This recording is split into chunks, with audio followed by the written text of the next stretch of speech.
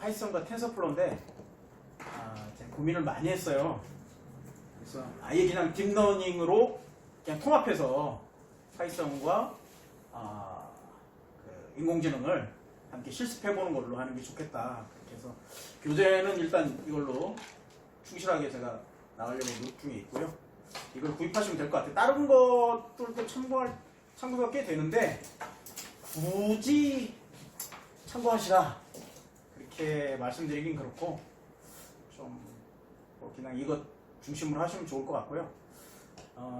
아마 이제 여러분 저랑 함께 하시면 운이 좋았다 이런 느낌이 드실 겁니다.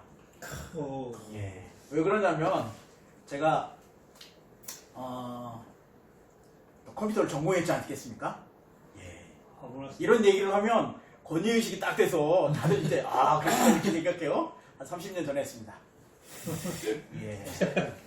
그래서 전혀 관계가 없는데 그래도 뭐 기본 이해는 조금 더 낫겠다고 생각이 들고요. 또 하나는 제가 대학 다니면서 여기 강남에서 여기 학원입니다. 지금도 있을 거예요. 거기서 한 2년 정도 강사를 했어요. C 언어 강사를 좀 했어요. 직장인 대상으로 좀 했었고 그래서 뭘 아시고 뭘 모르시는지 배강은 제가 조금 이제 감이 있어서 뭐 파이썬을 조금 소개해 드리는데 도움이 많이 될 거라고 좀 생각이 듭니다. 이제 인공지능으로 실습인데요. 어떻게 보면 실습이고 어떻게 보면 어떻게 동작되고 구현되는지를 이제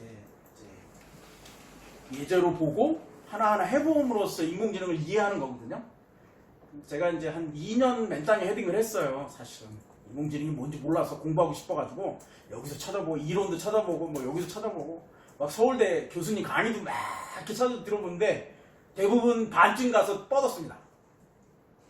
이해가 안 가더라고요. 반쯤 가니까 이게 도대체 무슨 얘기인지. 그래서 백그라운드로 선형대수도 한 3분의 2쯤 가다 뻗었고요. 여러 가지를 다 해봤어요. 근데 이렇게 실습을 해보니까 이해가 되더라고요. 어떻게 동작되는지 구현되는지를 보니까 이게 이렇게 해서 이게 되는 거구나라는 걸 알게 됐어요. 특별히 이제 파이썬과 텐서플로우를 가져온 이유는 텐서플로우에서 아까 얘기한 전처리된 데이터들이 꽤 있어요. 그러니까 우리가 전처리 때문에 이걸 막 전처리 작업, 사전 데이터를 가공을 해야 되거든요. 잘 인식할 수 있도록, 잘 트레이닝 할 수 있도록 가져와야 되는데 이 작업을 안 할 수 있어요. 그래서 텐서플로우가 좋고요. 또 하나는 텐서플로우 2.0으로 업그레이드 되면서 이제 문법이 많이 변했어요. 근데 변했는데 더 쉽게 쓸 수 있도록 좀 변했습니다. 그래서 이번 학기 강의의 목표는 텐서플로우를 완벽하게 여러분들에게 가르쳐드려야 된다, 뭐 소통을 한다 이건 아니고요. 필요한 부분만, 그리고 파이썬도 필요한 부분만 좀 깊이 들어갔다가 살짝 나왔다가 이런 과정들을 반복해서 하는 걸 목표로 하고 있습니다. 근데 파이썬만 배우시려면 여러분 한 6개월간 죽어나셔야 돼요. 이 언어가 생각보다 처음에 접근하기 좋은데 디테일하게 다루는 부분들이 많아서 쉽지 않습니다. 그런데 우리에게 필요한 건 인공지능을 위한 파이썬이잖아요. 그렇죠. 굳이 파이썬을 다 알 필요 없잖아요. 여러분 뭐 파이썬으로 뭐 할 때 아니잖아요. 그런 속에서 제가 보니까 오히려 인공지능에 맞춰서 파이썬 그쪽 부분만 좀 다루는 게 좋겠다 이런 생각이 들었어요. 이런저런 이유로 여러분은 행운인 것입니다. 제가 맨땅에 2년간 헤딩했던 것을 또 나름대로 정리를 해서 여러분과 함께 나눌 수 있게 되어서 되게 좋고요. 또 여러분들이 인공지능을 이해하는 데 도움이 되면 정말 좋겠습니다. 꾸준히만 따라오시면 어느 정도 이해하시고 앞으로 인공지능에 대한 두려움이 없어질 거라고 저는 확신합니다. 들어가기 전에 이제 뭐 이런 질문을 한번 던져봤어요. 과연 인공지능 꼭 배워야 하는가? 녹화되는 거 맞죠? 제가 여기서 유튜브를 하다 보니까요. 이건 왜 나가는 거죠? 네, 모르겠습니다만 항상 찍는 거를 연습하고 있어요. 그래서 이해해 주시고요. 인공지능 왜 꼭 배워야 되는가 이런 질문을 좀 던져봤는데요. 제 살아온 삶을 좀 이렇게 돌아보면서 한번 생각해봤어요. 왜 이런 얘기를 드리냐면 최근에 저희 아버지가 저한테 계속 묻는 게 있어요. 그리고 가르쳐달라고 하는 게 뭐냐면 은행에 가서 뭘 처리하려면 너무 힘들다는 거예요. 한 30분씩 기다려야 되고 또 뭐 그러다 보니까 뭐 너무 괴로워서 어떻게 해야 되느냐 그래갖고 이제 인터넷 뱅킹으로 쓰신 걸 가르쳐 드렸어요. 그런데 문제는 이제 윈도우 10으로 바뀌었죠. 근데 운영체제는 7이고 저기서 전화 옵니다. 10으로 바꾸셔야 됩니다. 바꿔달라는 거죠. 바꾸면 또다시 설치하고 또 설명해 드려야 되죠. 그래서 뭘 하냐면 이제는 그렇게 하지 마시고 핸드폰으로 쓰십시오. 그래서 앱 사용법을 하나 이제 은행을 선택해서 가르쳐 드렸어요. 문제점이 또 있죠. 뭐냐면 요즘 통합되어서 하나로 다 묶으시면 돼요. 아시죠? 이게 다른 뱅킹 자료들을 다 한 은행에서 처리할 수 있잖아요. 그걸 얘기 드렸더니 뭐라고 하시냐면 다 포인트가 다르대요. 쓰는데 혜택이 다르대요. 그래서 이거 가르쳐 드렸는데 이쪽 거 들어가 보니까 메뉴가 틀려. A, B, C 이렇게 갈 거를 A, C, B 이렇게 들어가요. 층이 내 층이 화면 선택이 다 달라. 근데 다 옆에서 적고 계셔. 하나 가르치는데 한 30분 제가 설명해 드렸어요. 그리고 또 한 은행 하니까 한 30분도 했어요. 은행을 한 6개 쓰세요. 그러니까 이제 어떤 공포감이 드냐면 이거를 계속 이렇게 해야 되는가라는 그게 들었어요. 그래서 뭐라 하시냐면 적지 마세요. 그리고 이제 대응하세요. 비슷하니까요. 그걸 가르쳐주세요. 도저히 모르시겠다. 제가 왜 이걸 말씀드리냐면 제가 중학교 때 처음에 이제 영어가 필수였잖아요. 저희가 아마 저랑 비슷한 또래들은 아시겠는데 필수였거든요. 영어를 모르면 이 세상에 살아갈 수 없다라는 공포감이 있었어요. 그래서 매일 영어 단어를 외우고 문장을 외우고 심지어는 우리 중학교 1학년 담임선생님이 이 막대 자를 가지고 그 한 챕터를 외우게 했어요. 끝나고 방과 그리고 못하는 애들은 때려줬어요. 그리고 이제 시각함이 있었잖아요. 그래서 막 페이지를 한 챕터를 다 몇 장짜리를 외워갖고 쓰고 그랬어요. 이게 외워서 쓰는 거거든요. 그래서 이제 영어를 다 됐어요. 그러니까 이제 고등학교 올라오니까 무슨 일이 있었냐면 제2외국어를 해야 된대요. 시험을 보려면. 저희 이과였는데 제2외국어를 해야 돼요. 도고를요 또 막 했어요. 열심히. 그리고 나서 세상이 지났는데 뭘 했냐면 이제 컴퓨터를 안 배우면 안 된대요. 다행히 제가 운이 좋았죠. 컴퓨터 사이언스 들어갔으니까. 그런데 컴퓨터 사이언스 들어가시면 다 가르쳐 줄 거라고 생각하시죠. 저희 미래학 오시면 미래학 다 이제 교수님이 최희주 박사님이 처음부터 끝까지 다 가르쳐 줄 거라고 생각하시잖아요. 근데 그렇지 않잖아요. 하나하나 나눠서 가르치시잖아요. 그렇죠? 근데 컴퓨터 사이언스과에 들어가면 이 랭귀지 언어는 가르쳐 주는 선생님이 없어요. 다 알아서 배워오는 거예요. 기본. 뭐 학원을 다니든 뭐 하든 다 기본. 그리고 나서 그걸 바탕으로 이론 먼저 들어가서 쫙 전부 미치는 거죠. 그러니까 방학 내내 자기가 한 언어씩 꺼내야 돼요. 처음에는 포트랑을 했습니다. 수학 계산 끝내줍니다. 포트랑. 그 다음에 이제 코볼로 해요. 지금은 개인 컴퓨터가 있으니까 여러분 하시지만 그때는 뭘 했냐면 컴퓨터 서버가 학교가 있어서 서버와 터미널이 갖고 그 시간만 가서 접속해서 할 수 있었어요.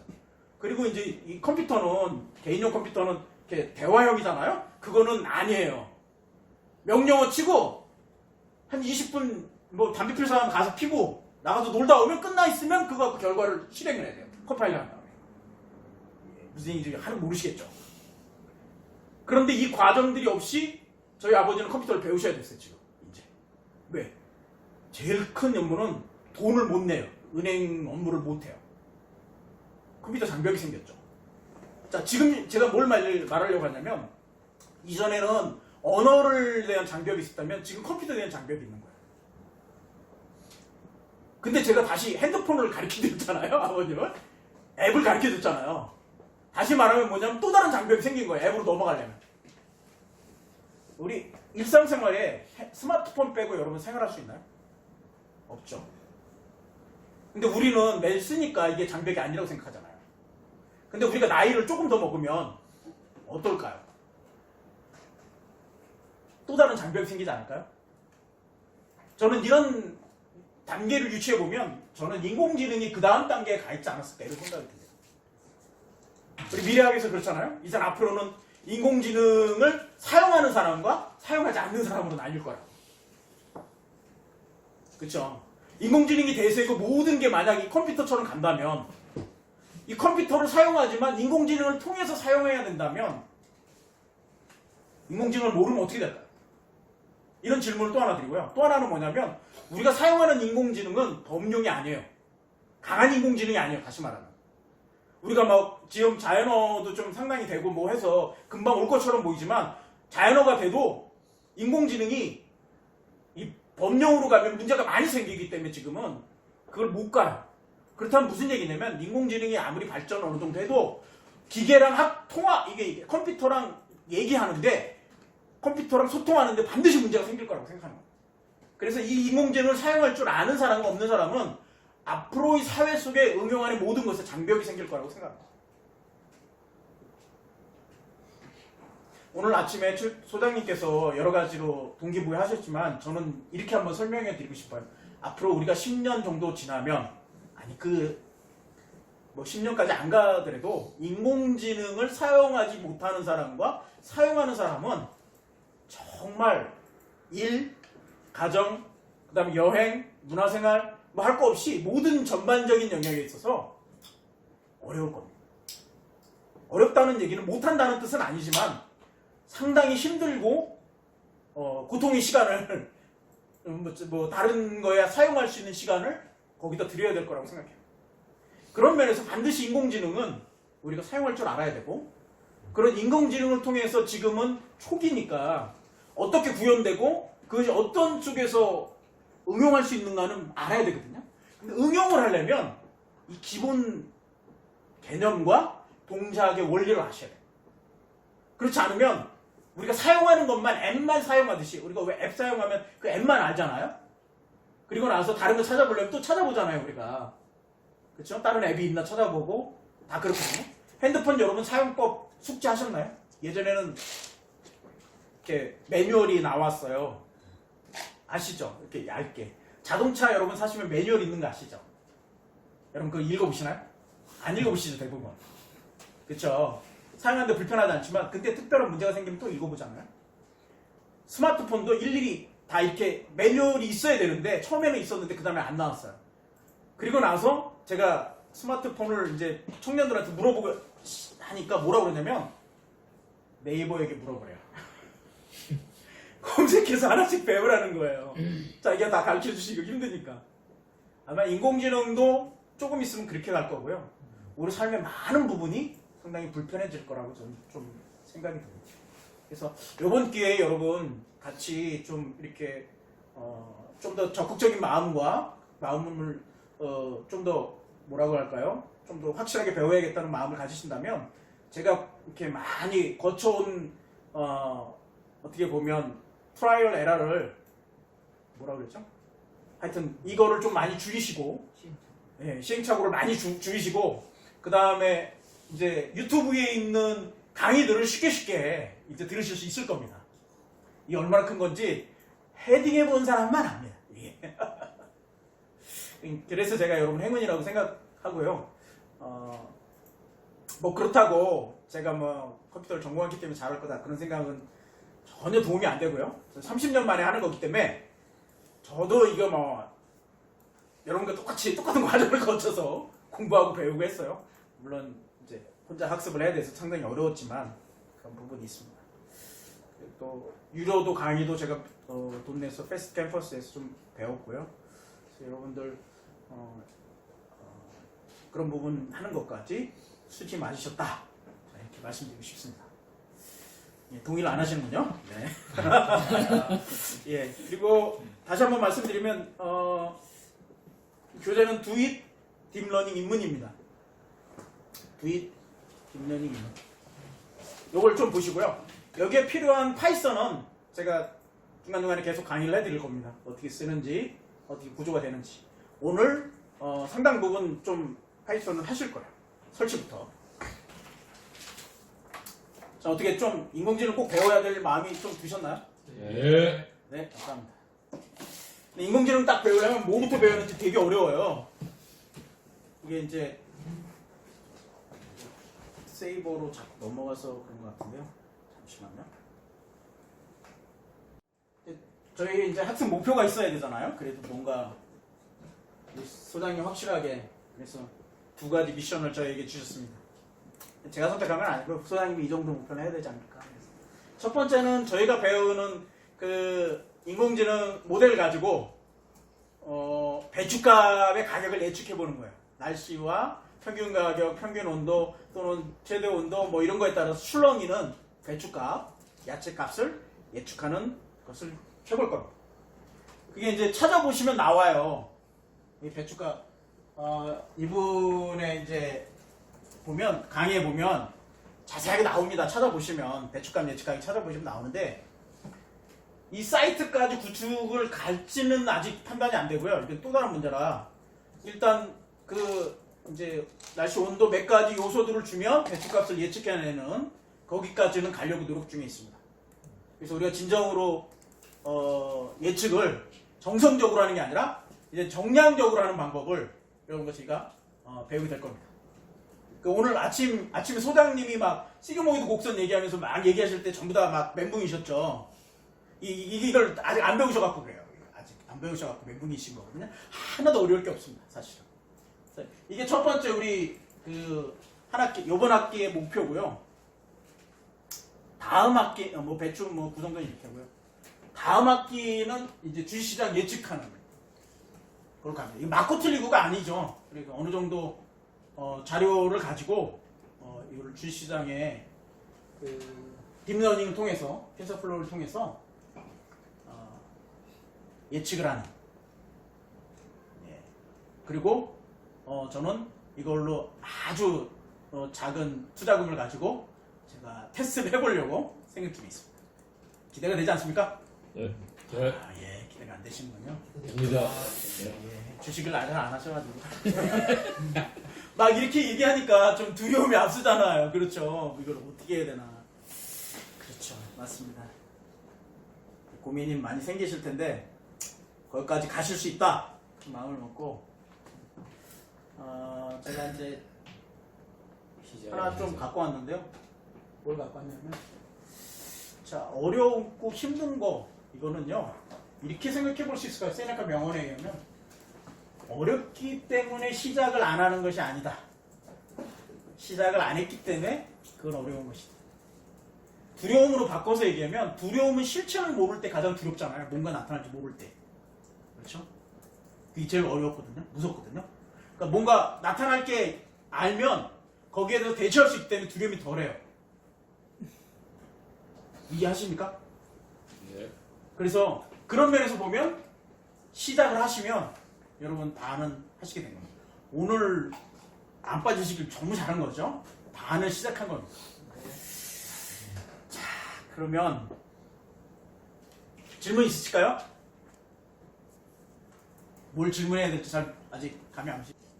자, 일단 우리가 개발 환경부터 좀 설치해 보려고 합니다. 제가 그 노트북을 2개를 써요. 왜 그런가 했더니 프로그램을 더 이상 지원을 안 해서 이전 노트북을 버리지 못하고 갖고 있는 게 있고요. 새로 산 노트북이 있어요. 그래서 이전 노트북에서는 여러 작업을 했는데 이거는 없습니다. 그래서 주피터 노트북을 저와 함께 깔아보는 겁니다. 첫 단계부터. 자, 첫 번째 하면 자 이제부터는 필기 마시고요. 설치를 하셔야 돼요. 자, 구글에다가 주피터 노트북을 쳐보십시오. 아나콘다를 치세요. 아나콘다를 쳐보세요. 요 화면이 나와야 됩니다. 저기 맥을 갖고 계신 분은 여기 맥을 눌러주셔서 설치하시고요. 아나콘다 영어로 쳐요? 한글로 쳐도 한글로 한글 쳐도 써도 되고. 윈도우 계열은 요걸 선택하시고 그 다음에 3.7 버전을 파이썬용 3.7용 버전